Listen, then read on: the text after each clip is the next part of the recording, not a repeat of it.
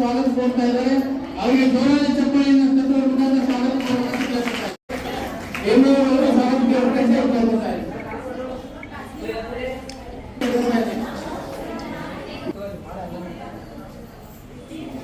ಸ್ವಾಗತ ಮಾಡಬೇಕಂತ ಹೇಳ್ತಾ ಇದ್ದೀನಿ ಸಂದೀಪ್ ಸರ್ ಅವರು ಕೂಡ ಪುಷ್ಪ ವಿತರಣೆ ಮಾಡುವ ಮುಖಾಂತರ ಎಲ್ಲರಿಗೂ ಸ್ವಾಗತ ಕೋರಬೇಕಂತ ಸಂಘಟನೆಯಲ್ಲಿ ನಾನು ಮನವಿ ಮಾಡ್ತಾ ಇದ್ದೀನಿ ಸಂಕೇತ ವಿಧಾನಿ ಜೋಕಿ ಕೈಗೊಳ್ಳುವ ಮುಖಾಂತರ ಸಾಂಕೇತಿಕವಾಗಿ ಈ ಒಂದು ಚಾಲನೆಯನ್ನ ನೀಡ್ತಾ ಇದ್ದಾರೆ ದಯವಿಟ್ಟು ಅಡ್ಡ ಮಾಡ್ರಿ ಮಧ್ಯ ಮಧ್ಯ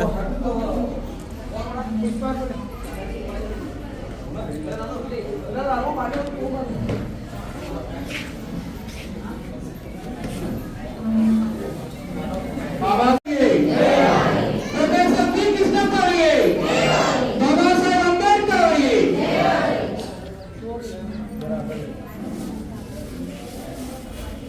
ಬ್ರದರ್ಸ್ ಸ್ವಲ್ಪ ಅಲ್ಲೇ ಸೈಡ್ ಸರ್ ಲಕ್ಷ್ಮಿ ಮೇಡಮ್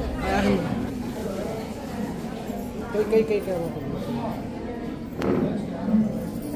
ಎಲ್ಲ ಆತ್ಮೀಯರು ವಿನಂತಿ ಎಲ್ಲರೂ ಜೈಕಾರ ಜೈ ಭೀಮ್ ಜೈ ಶಿವಾಜಿ ಜೈ ಭೀಮ್ ಜೈ ಶಿವಾಜಿ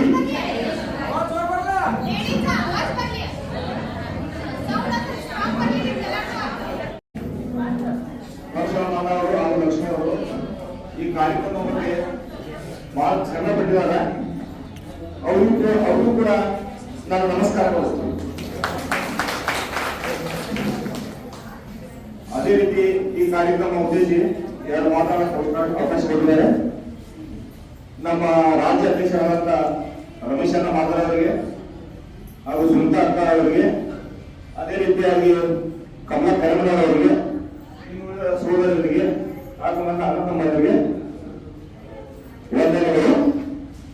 ಈ ಕಾರ್ಯಕ್ರಮ ಬಹಳ ಯಶಸ್ವಿಗೊಳಿಸಿದ್ರಿ. ಯಾಕಂದ್ರೆ ಹೋರಾಟ ಬಹಳ ಮುಖ್ಯ. ಅದು ಮಹಿಳೆಯರನ್ನ ಆಗಬೇಕು.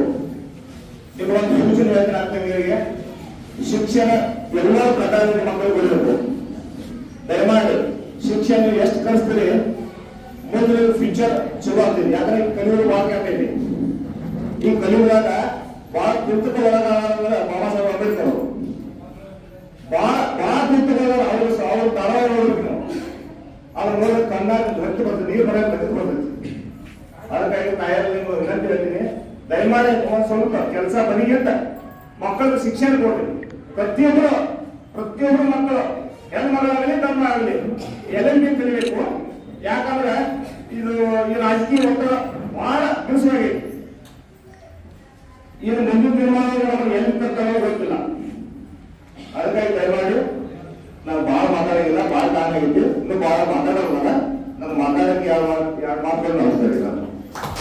ಏಕೈಕ ವ್ಯಕ್ತಿ ಯಾರಪ್ಪ ಅಂತಂದ್ರೆ ಬಾಬಾ ಸಾಹೇಬ್ ಅಂಬೇಡ್ಕರ್. ಪುರುಷರ ಹಾಗೆ ಮಹಿಳೆಯೂ ಕೂಡ ಸಮಾನತೆ ಇರಬೇಕು, ಅವಳ ಹುದ್ದೆಯಲ್ಲಿ ಸಮಾನತೆ ಇರಬೇಕು, ಶಿಕ್ಷಣದಲ್ಲಿ ಸಮಾನತೆ ಇರಬೇಕು. ಯಾವುದೇ ಕೆಲಸ ಕಾರ್ಯಗಳಲ್ಲಿ ಕೂಡ ಆಕೆ ಕೂಡ ಅದನ್ನು ನೀಗಿಸುವಂತ ಸಾಮರ್ಥ್ಯ ಉಳ್ಳವಂತ ನಾಯಕಿದ್ದಾಳೆ. ಅವಳಿಗೆ ಕೂಡ ನಾವು ಎಲ್ಲ ಸವಲತ್ತುಗಳನ್ನ ಎಲ್ಲ ಅಧಿಕಾರವನ್ನು ಕೊಡಬೇಕು. ನೀವು ಆ ಅಧಿಕಾರವನ್ನು ಕೊಡಲಿಲ್ಲಪ್ಪ ಅಂತಂದ್ರೆ ನಾನು ಕ್ಯಾಬಿನೆಟ್ ದಲ್ಲಿ ಇರುವುದಿಲ್ಲ ಅಂತಕ್ಕಂಥ ಮಾತನ್ನು ಹೇಳಿ ತನ್ನ ಹುದ್ದೆಗೆ ರಾಜೀನಾಮೆ ಕೊಟ್ಟಂತ ಏಕೈಕ ವ್ಯಕ್ತಿ ಯಾರಪ್ಪ ಅಂತಂದ್ರೆ ಬಾಬಾ ಸಾಹೇಬ್ ಅಂಬೇಡ್ಕರ್. ಮಹಿಳೆಯರಿಗೆ ಸಮಾನತೆ ಕೊಟ್ಟಂತವ್ರು ಯಾರು? ಬಾಬಾ ಸಾಹೇಬ್ ಅಂಬೇಡ್ಕರ್. ನಮ್ಮ ಶಿಕ್ಷಣಕ್ಕಾಗಿ ಹೋರಾಡಿದಂತವ್ರು ಯಾರು? ಬಾಬಾ ಸಾಹೇಬ್ ಅಂಬೇಡ್ಕರ್. ಹಲವಾರು ಪದವಿಗಳನ್ನು ಪಡೆದಿರ್ತಕ್ಕಂಥ ವ್ಯಕ್ತಿ ಬಾಬಾ ಸಾಹೇಬ್ ಅಂಬೇಡ್ಕರ್ ಅಂತ ಪಡೆದಿರ್ತಕ್ಕಂಥ ಶಿಕ್ಷಣವನ್ನ ಇಡೀ ವಿಶ್ವದಲ್ಲಿ, ದೇಶದಲ್ಲಿ ಎಲ್ಲ ಹೇಳ್ತಾರೆ, ಭಾರತ ದೇಶದಲ್ಲೆಲ್ಲ ವಿಶ್ವದಲ್ಲೇನೆ ಇನ್ನೂವರೆಗೆ ಅವರಂತ ಶಿಕ್ಷಣವನ್ನು ಪಡೆಯಕ್ಕೆ ಯಾರು ಆಗಿಲ್ಲ. ಅವರು ಪಡೆದತಕ್ಕ ಶಿಕ್ಷಣ ಯಾರಾದ್ರೂ ನಾವು ನೆನಪು ಮಾಡ್ಕೋಬೇಕು. ವಿಶ್ವದಲ್ಲಿ ಅತಿ ಹೆಚ್ಚು 32 ಡಿಗ್ರಿಗಳನ್ನು ಪಡೆದಂತ ವ್ಯಕ್ತಿ ಯಾರಪ್ಪ ಅಂತ ಬಾಬಾ ಸಾಹೇಬ್. ಬಾಬಾ ಸಾಹೇಬ್ ಅಂಬೇಡ್ಕರ್ ಅವರನ್ನು ಇನ್ನೂ ಅವರ ಬದಲೇ ನಾವು ಮಾತಾಡಬೇಕಂತಂದ್ರೆ ಬರೀ 5 ನಿಮಿಷದಲ್ಲಿ ಹೇಳಿ ಮುಗಿಸಕ್ ಆಗೋದಿಲ್ಲ. ಈ ದೇಶದಲ್ಲಿ ರಿಸರ್ವ್ ಬ್ಯಾಂಕ್ ಆಫ್ ಇಂಡಿಯಾ ಈ ಸ್ಥಾಪನೆ ಮಾಡಿದಂತ ವ್ಯಕ್ತಿ ಯಾರಪ್ಪ ಅಂತಂದ್ರೆ ಬಾಬಾ ಸಾಹೇಬ್ ಅಂಬೇಡ್ಕರ್. ನಮ್ಮ ಕಮಲಮ್ಮ ಕರೀಂನವರು ಕೂಡ ಯಾರ ಮಾತನ್ನ ಆಡ್ಬೇಕಂತೇಳಿ ಕೇಳ್ಕೊತಾರೆ.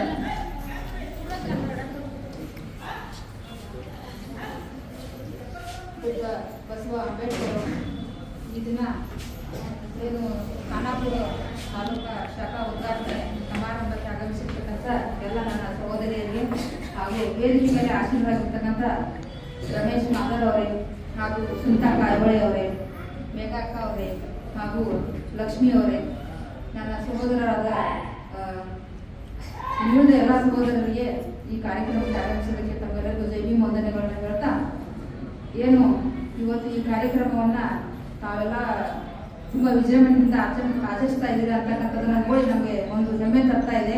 ಯಾಕಂದ್ರೆ ಇದೇ ರೀತಿಯಾಗಿ ನಾವು ಮಹಿಳೆಯರು ಹೆಚ್ಚಿನ ಸಂಖ್ಯೆಯಲ್ಲಿ ಕೂಡಿ ಇನ್ನೂ ಹೋರಾಟಗಳನ್ನ ಮಾಡಬೇಕು, ನಮ್ಗೆ ಸಿಗ್ತಕ್ಕಂಥ ಹಕ್ಕುಗಳನ್ನ ಪಡೆದುಕೊಳ್ಬೇಕು. ಅದೇ ರೀತಿಯಾಗಿ ಕರ್ನಾಟಕ ದಲಿತ ಸಂಘರ್ಷ ಸಮಿತಿ ಪ್ರೊಫೆಸರ್ ಡಿ ಕೃಷ್ಣಪ್ಪನ್ ಅವರು 50 ವರ್ಷದಿಂದ ಒಂದು ಹೋರಾಟವನ್ನ ಮಾಡ್ಕೊತಾ ಬಂದಿರತಕ್ಕಂಥದ್ದು. ಹೆಚ್ಚಿನ ಸಂಖ್ಯೆ ಏನಂತಂದ್ರೆ ಮಹಿಳೆಯರ ಬಗ್ಗೆ ಅವರು ಒಂದು ತಮ್ಮ ಪ್ರೊಫೆಸರ್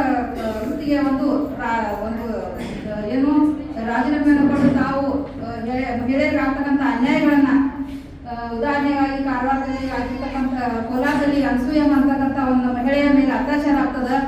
ಆ ಸಮಯದಲ್ಲಿ ಯಾರಿಗೂ ಆ ಅನ್ಯಾಯಗಳನ್ನ ತಡೆದಿಲ್ಲ. ಪ್ರೊಫೆಸರ್ ಬಿ ಕೃಷ್ಣಪ್ಪನವರು ತಾವು ಪಾದಯಾತ್ರೆ ಮಾಡುವ ಮುಖಾಂತರ ವಿಧಾನಸೌಧದವರೆಗೆ ಪಾದಯಾತ್ರೆ ಮಾಡಿ ಆ ಮಹಿಳೆಗೆ ಒಂದು ನ್ಯಾಯವನ್ನು ದೊರಕಿಸಿಕೊಡ್ತಾರೆ. ಅದೇ ರೀತಿಯಾಗಿ ಚಂದ್ರಗುತ್ತಿಯಲ್ಲಿ ಮಹಿಳೆಯರು ಅಂದ್ರೆ ನಮ್ಮ ಹೆಣ್ಮಕ್ಳು ದಲಿತ ಮಹಿಳೆಯರು ಬೆತ್ತಲೆ ಸೇವೆಯನ್ನ ಮಾಡಬೇಕಾಗಿತ್ತು ಆಗಿನ ಕಾಲದಲ್ಲಿ.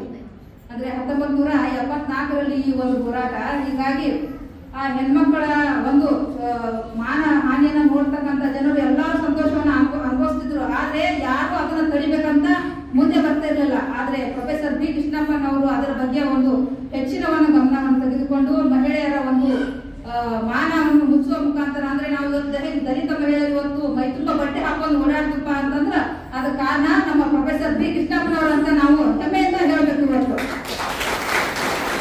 ಬಾಬಾ ಸಾಹೇಬ್ ಅಂಬೇಡ್ಕರ್ ಅವರ ಅನ್ವಯಗಳನ್ನ ಅವರು ಎಲ್ಲರಿಗೂ ಒಂದು ಶಿಕ್ಷಣ ಮುಖಾಂತರ ನಮ್ಮ ಸಮಾಜದ ಹೆಣ್ಮಕ್ಳು ಏಳಿಗೆ ಆಗಬೇಕು. ಅದೇ ರೀತಿಯಾಗಿ ಹೆಚ್ಚಿನ ಸಂಖ್ಯೆಯಲ್ಲಿ ನಾವು ನಮ್ಮ ಮಕ್ಕಳಿಗೆ ಶಿಕ್ಷಣವನ್ನ ಕೊಡಬೇಕು.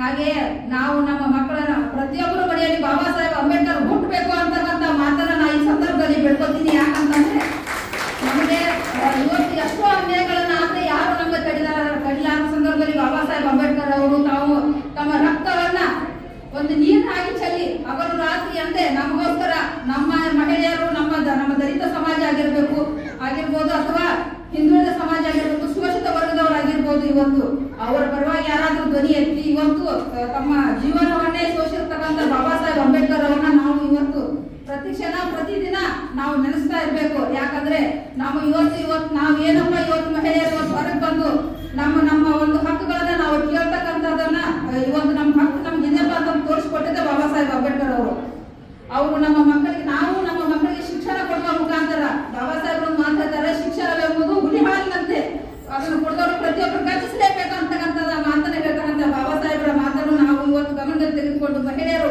ನಾವು ಹೆಚ್ಚಿನ ಸಂಖ್ಯೆಯಲ್ಲಿ ನಮ್ಮ ಮಕ್ಕಳಿಗೆ ಶಿಕ್ಷಣ ಕೊಡಿಸಬೇಕು. ಅವರು ವಿದ್ಯಾವಂತರಾಗಬೇಕು, ಅವರು ಪ್ರಶ್ನಿಸಬೇಕು. ಏನಂತ ಹೇಳಿ ನಮ್ಗೆ ಯಾವುದೋ ಒಂದು ಅನ್ಯಾಯ ಅಂತ ತಡಿತಕ್ಕಂಥ ಶಕ್ತಿ ನಮ್ಮ ಮಕ್ಕಳಿಗೂ ಬರ್ಬೇಕಂತ ಮಾತನ್ನು ನನಗೆ ಹೇಳಿ ನನಗೆ ಮಾತಾಡಲಿಕ್ಕೆ ಅವಕಾಶ ಮಾಡಿಕೊಟ್ಟಿರ್ತಕ್ಕಂಥ ಎಲ್ಲ ನನ್ನ ಸಹೋದರ ಸಹೋದರಿಗೆ ಧನ್ಯವಾದಗಳು. ಜೈ ಭೀಮ್, ಜೈ ಭಾರತ್.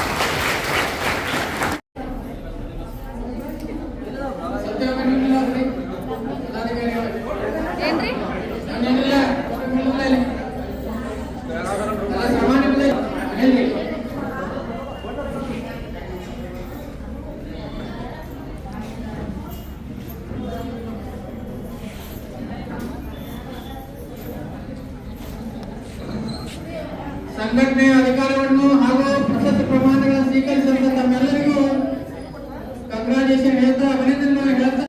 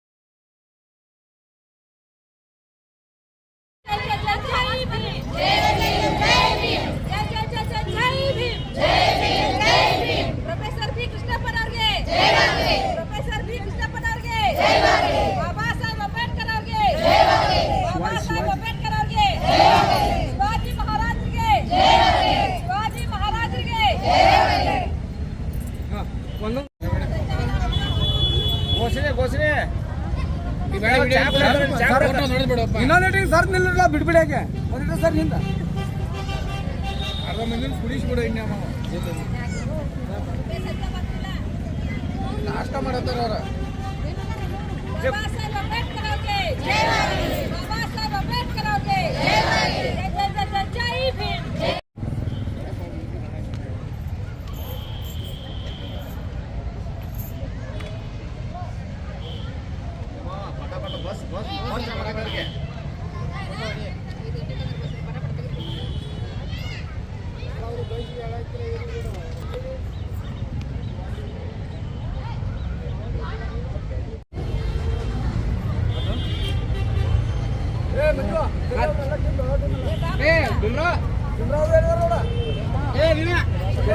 ಕೇಳ್ಸಲ್ವಾ